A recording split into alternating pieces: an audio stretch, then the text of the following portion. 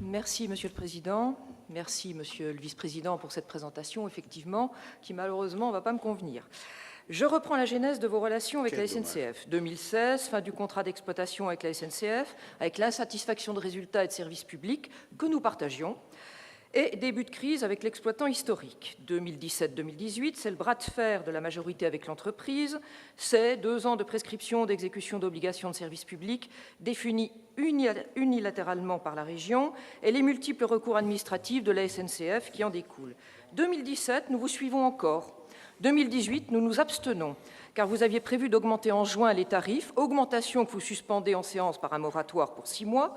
Vous validiez la diminution de présence humaine dans les gares et des modifications de services publics qui commençaient à nous inquiéter sérieusement. 2019.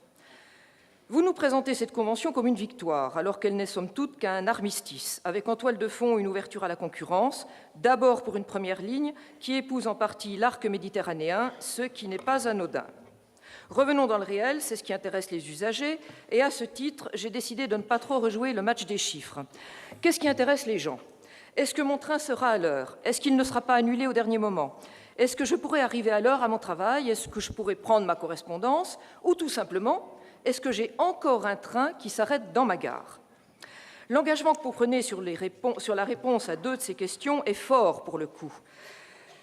Même trop fort, voire même irréaliste, avec une fiabilité conventionnée, et là je suis quand même obligée de donner un chiffre, qui passerait de 82 à 91% en 2023, et des suppressions de trains qui passeraient sous la barre des 1% en 2023. Voilà déjà 2 objectifs affichés qui tiennent plus de la communication politique que du réel. Car vous le savez, les difficultés sont en grande partie en lien avec les infrastructures qui dépendent de SNCF Réseau, grand absent de cette convention.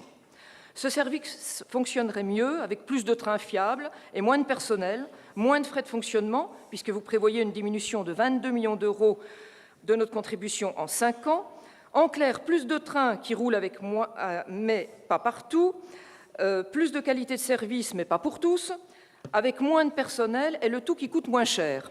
J'ai vu que les associations d'usagers sont très sceptiques et je ne vous cache pas, nous aussi. Revenons sur la présence humaine. Je lis, les personnels de la SNCF seront davantage au contact de l'usager. Oui, mais dans les 20 gares, qualifiées de très forte affluence, toujours les mêmes, et dans une trentaine de gares importantes, et peut-être pas de façon pérenne.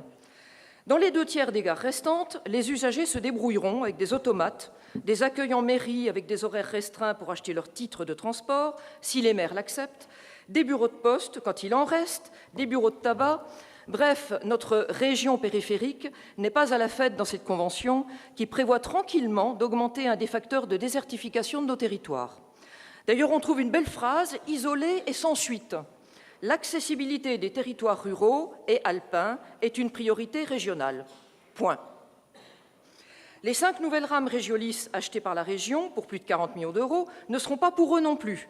Cette première commande prévue assurera le transport métropolitain des passagers de la première ligne dont vous prévoyez la mise en concurrence et qui retient toute votre attention et tous vos financements, puisque vous consacrez 29 millions d'euros au rachat du matériel roulant dans le même but, et c'est précisément sur cette ligne que nous investissons dans le système ERTMS, financé par le contrat de plan État-région.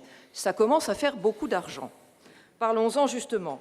Vous liez directement votre objectif ambitieux de 17 millions d'euros d'augmentation des recettes à la forte augmentation de fréquentation attendue, souhaitable, mais hypothétique. C'est sans compter sur la fermeture programmée d'arrêts, de guichets, qui va conduire des usagers du quotidien, malheureusement, à utiliser leur voiture pour se rendre au travail, je le crains. Par contre, effectivement, la multiplication des contrôles, la lutte contre la fraude et la mise en œuvre d'une politique sécuritaire, voilà des actions qui concourent réellement à une augmentation des recettes et à la sécurisation des usagers. Vous les maintenez, c'est bien, mais vous validez la suppression de contrôleurs et nous le regrettons. Nous sommes par ailleurs très déçus du peu d'ambition que vous vous donnez pour l'accessibilité au TER des personnes à mobilité réduite qui trouveront une assistance en gare, je cite, « lorsque des agents seront en service ».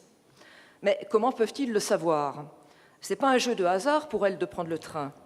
Vous mettez en place avec la SNCF un service accès TER à partir de juin dans seulement 18 grandes gares régionales et un service accès plus pour les correspondances avec un TGV dans 13 gares. C'est peu, c'est trop peu.